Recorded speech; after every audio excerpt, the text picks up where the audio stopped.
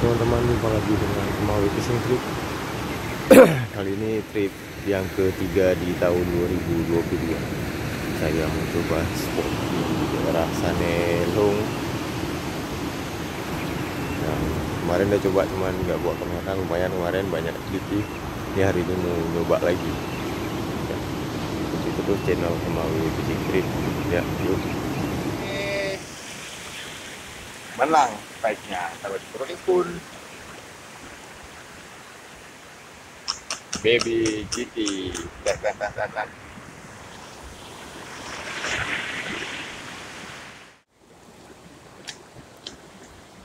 Aduh,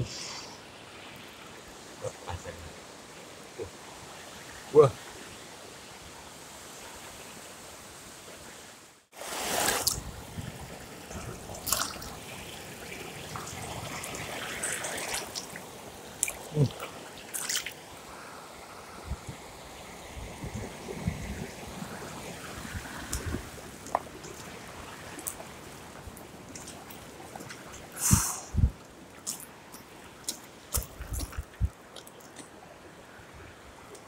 gembat pakai sendok.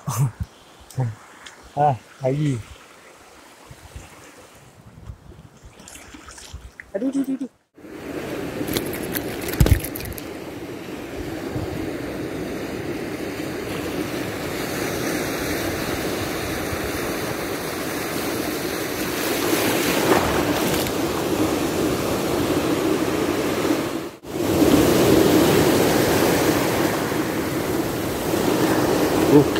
Oke, strike. Yes.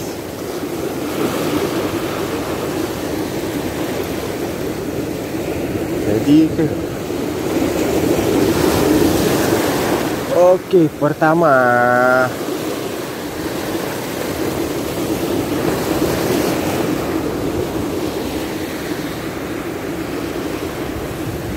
Game dong. Terima kasih teman, alhamdulillah hari ini main lagi.